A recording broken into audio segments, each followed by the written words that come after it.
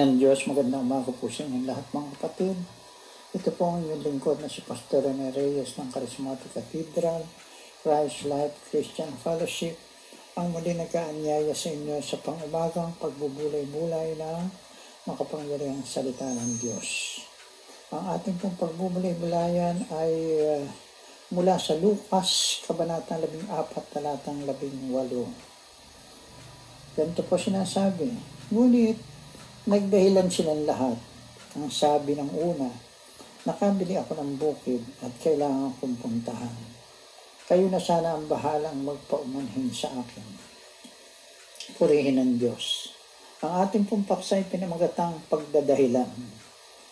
Ang tao raw na mahusay magdahilan ay mahusay sa kakaunting bagay. Ang pagdadahilan ay kasintanda ng kasaysayan ng tao. Adan, bakit ka kumain ng bunga ng punong kahoy? Tanong ng Diyos sa unang tao. Sagot ni Adan, kasi pinakain po ako ng babaeng ibinigay ninyo sa akin. Sa ibang salita, hindi ako dapat sisihin, kundi ang nagbigay sa akin. Isang kwento ang binigay ni Jesus tungkol sa isang taong nagkaroon ng isang malaking handaan. Marami siyang inanyayahan, ngunit marami ang nagdahilan kung bakit hindi sila maaaring dumalo. Wika ng isa, nakabili ako ng bukid at kailangan kong puntahan. Wika naman ng pangalawa, nakabili ako ng 5 pares na baka at kailangan kong subukan.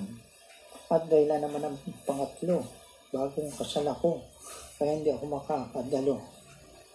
Walang masama sa mga dahilan ng mga taong nasabi. Maaaring lahat sila ay nagsasabi ng totoo. Ngunit iyon ay ginamit nilang dahilan upang hindi dumalo sa handaan. Bagamat maaaring may ibang tunay na dahilan, hindi ba ganyan din ang ginagawa ng marami sa atin? Ang kwento ni Jesus sa katunayan ay isang aral tungkol sa malaking pag-ibig ng Diyos na nag-aanyaya sa tao. Wika niya, lumapit kayo sa akin, kayong lahat na napapagal, at kayo'y pagpapahingahin ko. Mateo, Kabanatang 11, Talatang 28. Maraming uri ng dahilan ang ibinibigay ng tao kung bakit hindi nila pinaunlakan ang paanyaya ng Diyos. May nagsasabing mangangalib ang kanilang hanap buhay. May nagsasabing sila raw ay pagtatawanan o tutuyain. At may nag-aakala namang mawawala ng saya at ligaya ang buhay sapagkat ang Kristyanismo raw ay napakaraming bawal. Killjoy daw ang Diyos.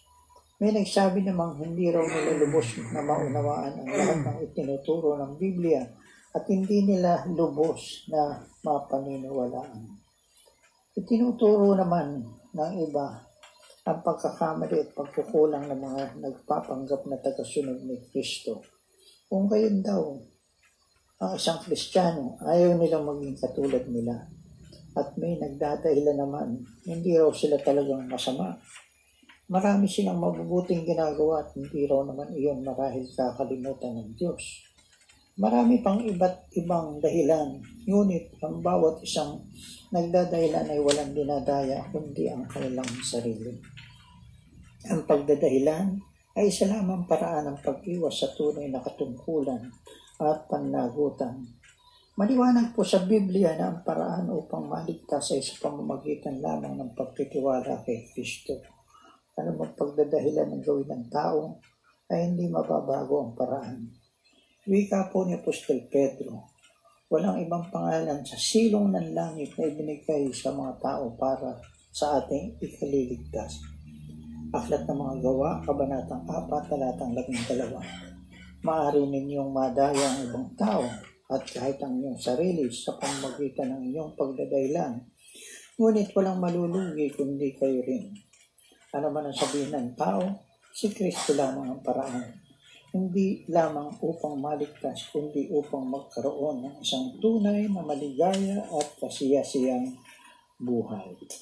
Purihin po ang Panginoon. Pagpalain po kayo ng Diyos na buhay.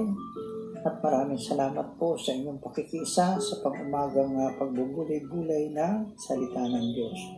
Have a pleasant day.